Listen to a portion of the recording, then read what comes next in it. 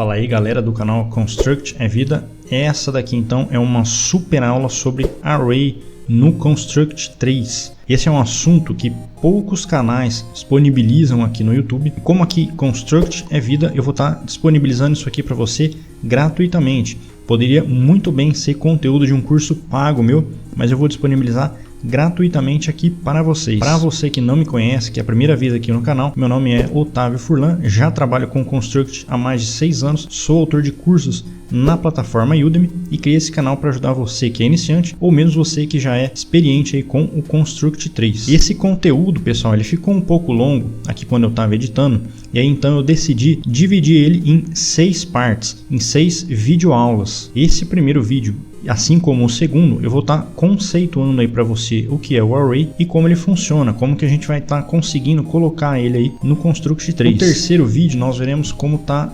puxando dados para dentro do Construct 3 usando JSON. No quarto vídeo nós veremos como editar dados do Array dentro do nosso jogo. No quinto vídeo nós veremos como tá salvando esses dados dentro do jogo para mesmo que o seu jogador feche o jogo, a gente consiga carregar esses dados para dentro do jogo novamente. E no sexto e último vídeo eu vou falar sobre como trabalhar um pouco aí com a questão dos laços de repetição e arrays. A gente vai ver, por exemplo, como tá subindo, preenchendo uma lista suspensa com dados que existem dentro de um array. Então é isso aí, é realmente bastante conteúdo, mas ao final dessas 6 videoaulas você vai realmente ficar craque aí em Array para poder estar usando nos seus projetos. Então bora começar. A primeira coisa então que eu gostaria de estar passando para vocês é que vai existir então o Array unidimensional, o Array bidimensional e também, pessoal, o tridimensional.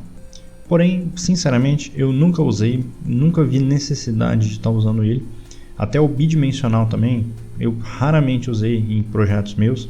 Eu uso muito mais o Array unidimensional, que é o que eu vou estar abordando nessa aula aqui. Um pouco também do bidimensional, só para a gente estar entendendo, mas o tridimensional eu vou deixar de lado então.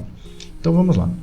Só para a gente fazer um paralelo, no Construct a gente sabe que nós temos as variáveis, que são na verdade um espaço de memória que o programa vai reservar para estar armazenando um dado, seja ele um número, uma string ou um valor booleano, que é o verdadeiro ou falso. Essa variável a gente atribui a ela um nome, que quando a gente quiser obter aquela informação da variável, a gente vai digitar o nome dessa variável.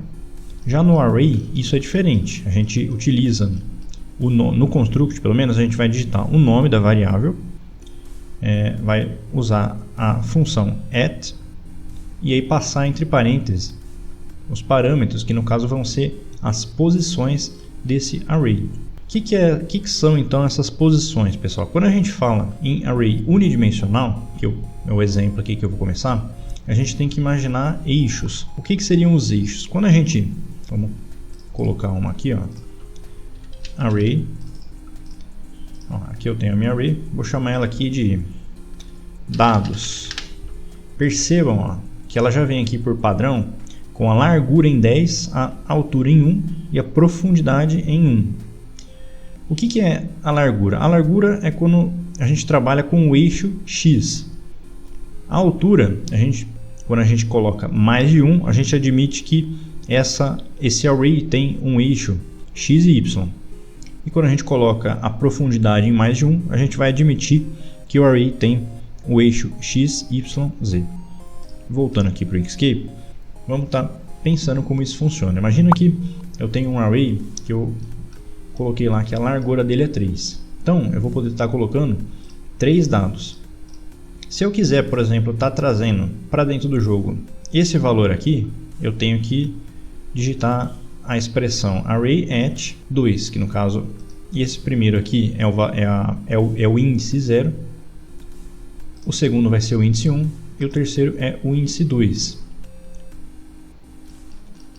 Já, por exemplo, no array bidimensional, vamos imaginar que eu queira estar trazendo esse valor. Então a gente tem que imaginar o seguinte. Deixa eu ver se eu consigo só fazer algumas coisas aqui para indicar melhor. Aqui então, pessoal, eu coloquei as posições de acordo com os seus índices. Então imaginem, por exemplo, que a gente queira esse valor.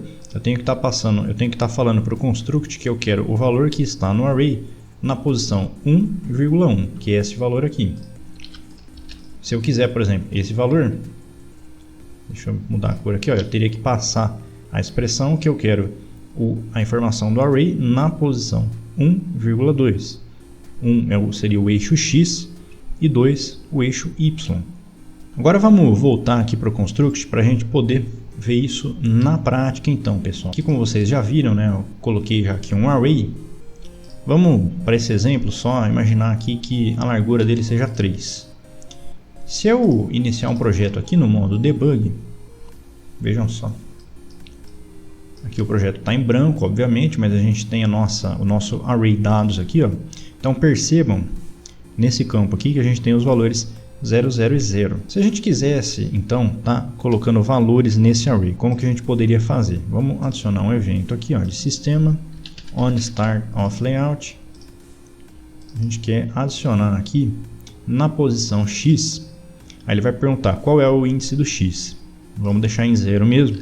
Vamos colocar ali, por exemplo, ó, computador. Isso que aqui, obviamente, como é um texto, a gente tem que colocar isso aqui dentro de duas aspas duplas. Então a gente colocou ali o valor computador. Vamos colocar na posição 1, na posição x1, o valor 5. E também na posição 2, vamos colocar aqui, ó, deixa eu pensar. Eu acho que ele não aceita isso aqui. Vamos colocar uma outra palavra aí. Elefante. Vamos verificar agora como que isso ficou representado lá no modo de debug. Bom, então aqui, como vocês podem ver, a gente tem apenas um eixo, que é o eixo X. A posição 0 é o valor computador, a posição 1 o valor 5 e a posição 2 o valor elefante. E se a gente aumentasse então a altura desse array, como que ficaria isso? Como que o construct vai estar representando isso? Ele colocou lá os mesmos dados, ó, computador, vírgula 0, 5,0 e elefante, vírgula 0. Então isso aqui, pessoal, eu vou tentar na edição aqui colocar uma representação gráfica mais ou menos de como é isso, só para vocês entenderem.